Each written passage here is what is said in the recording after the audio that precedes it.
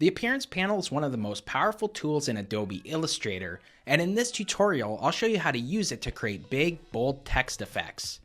Follow along and learn how to create a layered text effect and work non-destructively using the Appearance panel, then apply that same design to apparel using Illustrator's AI-powered mockup feature. From text effect to t-shirt in just a few steps.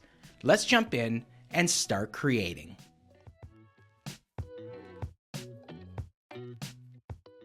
To get started, I'm going to begin by creating a new document, so I'll click on New File, and from the New Document window on the right side, I'll change the width to 800 and the height also to 800.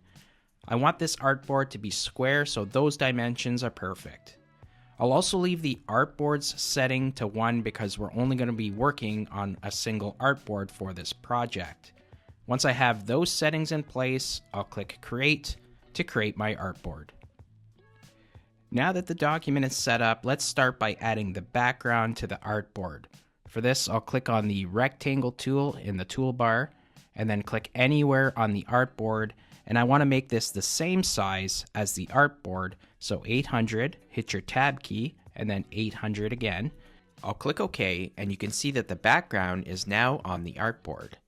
I'm going to press V to go back to my selection tool, and on the right side of the workspace, in the Properties panel, I'll align the vertical and horizontal centers to align the shape to the artboard. And I also want to give this a color fill, so I'm going to click on the Swatches panel, and I already have 3 colors set in this document, and so I want this fill color to be this dark purple, and I'm going to click on the stroke and click None because I don't want this frame to have a stroke. Now, if you want to see the color code for this color fill, I'll double click and you can see that right here, 010326. I'll click OK, and now my background is set. Next, I'm going to click on the Type tool from the toolbar and click anywhere on the pasteboard. Now for this example, I'll type the word Sonic. This will be the fictional brand for the apparel mockup later in the tutorial. I'll click on the selection tool again, and to scale that up quickly, just hold Shift and drag one of the corner handles on the text frame to make it bigger. I'll once again align the text to the artboard by using the alignment tools in the Properties panel. And next, from the font picker, I'll choose my font, which will be Articulate CF Extra Bold. Here it is here, so I'll choose that font. You may have to realign it again once you change the font. Before opening the Appearance panel, I want to increase the size of this just a little bit more. It's currently around 200 point. I think I'll make it 230, and then once again, just align it to the artboard. Now to access the Appearance panel, go up to Window, and then choose Appearance. You can see I already have mine docked on the right-hand side. Now we're going to be adding 5 fills to this text element, creating a cool layered text effect. You can see that I still have the text selected, and in the Appearance panel, in the bottom left-hand corner, you can see I have an option to add a new fill. You could also add a new stroke or add an effect, which we'll do shortly. But in this case, I'll choose Add New Fill. The fill color I want is white, so I'm going to choose the fill color option, and then choose white from my swatches. Now let's go ahead and add another fill to this Appearance panel. Simply click that again, Add New Fill. Now it's important to note that the Appearance panel works similarly to how the Layers panel would work. So in this case, I want to edit the bottommost fill. So again, I can click the fill layer in this case, and for this, I'm going to choose the same dark purple as the background. You won't be able to see any changes as of yet, but go ahead and choose that as a first step. Now that I have the color, I can add a couple effects to this fill. So I'm going to click the effects icon, and I want to go to Path, and then Offset Path. I'm going to leave the offset on 10, and the miter limit to 4. I'll click OK. I'll also go back to Effects. This time I'm going to choose Distort and Transform, and I'll choose Transform. In the Transform effect, I'll change the horizontal and vertical move to 1 pixel each, and I'll set the copies down below to 12. Again, because the color is the same color as the background, you're not seeing anything currently, but you will in just a few moments. With that fill layer still selected, in the Appearance panel options, click the icon in the top right-hand corner and choose Duplicate Item. Again, you'll want to select the bottommost layer to make any edits, so I'll click the duplicated version. And in this case, I'm going to change the color to the lighter purple from the 3 purple colors. I'll click away, and then I will expand the fill. I'll click the transform effect, and in this case, I'll set the copies to 24. And if I hit my tab key, you'll see that the lighter purple is now present and the changes occurred in real time. I'll click OK to finalize those edits. I'll click this fill layer again, go back to my Appearance panel options, and I'll duplicate that item. Again, I'll click the bottommost fill in the panel. And in this case, I'm going to change the color to the mid purple, and you can see that that has been set. Once again, I will expand, scroll down, I'll click the transform effect, and I'll make the copies 36. In this case, 36. Press your tab key and you can see that now that color has been placed as a layer in my Appearance panel, and I'll click OK. So to recap, we added an initial fill of a white color, and then a secondary fill that has the same dark purple as the background. This one did have an initial offset path and a transform effect. I duplicated that fill, and all I did was adjust the transform copies.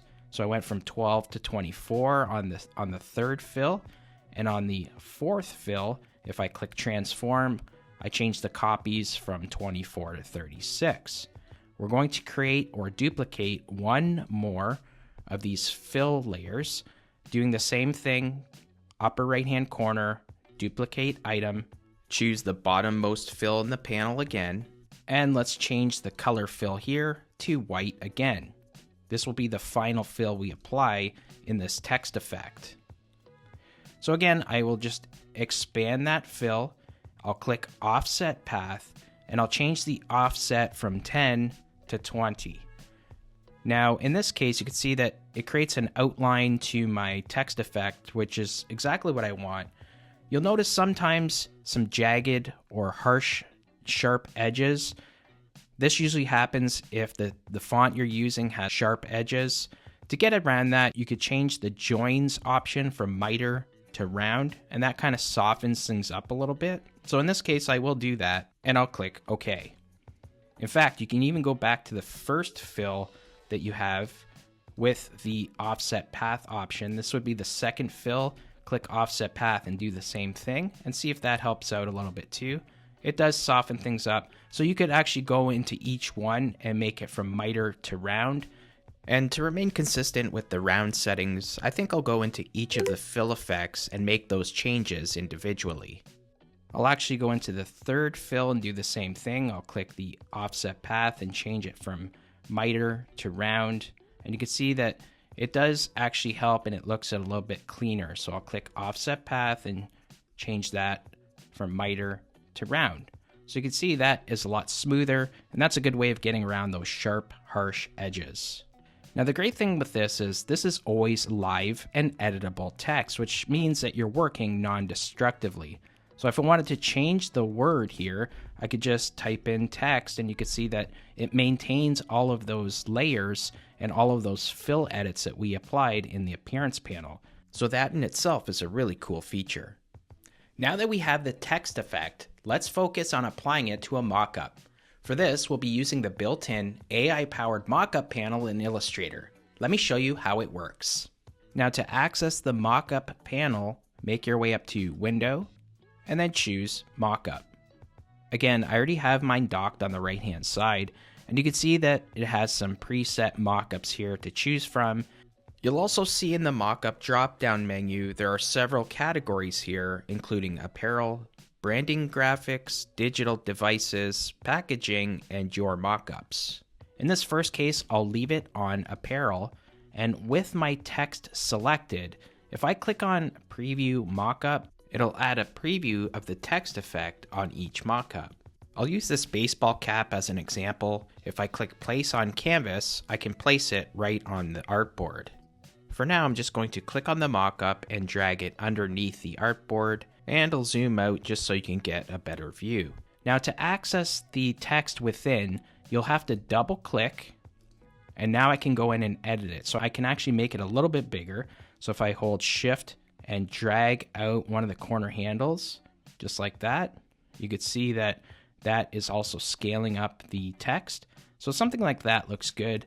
And for another added layer of realism, you can actually blend this into the cap so the material kind of blends with the text. With the text selected, go up to the properties panel, click opacity, and from your blend modes, in this case, I think I'll choose lighten, and you can see if I zoom in here, you can see that it kind of blends into the hat, which is really, really cool.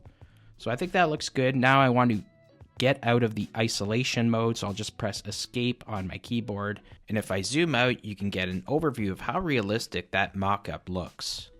But don't worry, you're not tied to the preset mockups inside of Illustrator. In fact, you can create your own custom mockups using other images. Let's get a closer look how. In this case, I'm just going to drag and drop the image that I want. And you can see that it's just a model wearing a blank t-shirt. I'm holding shift and dragging out the corners to make that a little bit larger. And I'll just make it the same depth as the hat. I'm going to go back to my text element, and I'm just going to create another copy of this, because if I create a mockup using the original, it'll just use the original and it'll disappear from my artboard. So I'm just going to hold Option on a Mac, that's Alt on Windows, and drag another copy. And in this case, I'm just going to drag it either to the side or underneath. Something like that looks fine. I'm going to go ahead and open my mockup window again, and I'm going to select both the image as well as the text element with the selection tool. And when I do that, I have an option down below to create a mockup. And I'll do just that. I'll click this option, create mockup, and that'll take just a few moments for Illustrator to work its AI magic, process the image, and place the text element on the shirt. And you can see that the text element has been applied to the mockup. I'll just minimize that and zoom in. And much like I did in the first example, I'll have to double click and then hold shift and just scale it down. And while you're scaling it down, it's good to position it. You could see it kind of distorts to the shirt, which is really, really cool. So something like that looks good. I might want to just bring it down a little bit more. You could also rotate it if you want. So I'll just rotate it a little bit like so and position it maybe something like that. I might make it a little bit smaller, just a bit. Something like that is fine. And again, I can go to my blend mode. So I'll click opacity from the properties panel. And under blend mode where it says normal, again, I'll choose lighten. And you can see that that lightens the text element and it's blending into the t-shirt, which looks really, really cool. So again, I'll press escape to get out of isolation mode. And just like that, I've created a layered text element using the appearance panel, and then applied that text element to mockups using Adobe Illustrator's super cool AI-powered mockup panel. Thanks for watching, and I hope you can apply this text effect and mockup workflow in your own projects. If you found it helpful, hit the like button and don't forget to subscribe to the channel for more tutorials just like this one. If you enjoyed this tutorial, I think you'll like this related video. Thanks again, and I'll see you next time.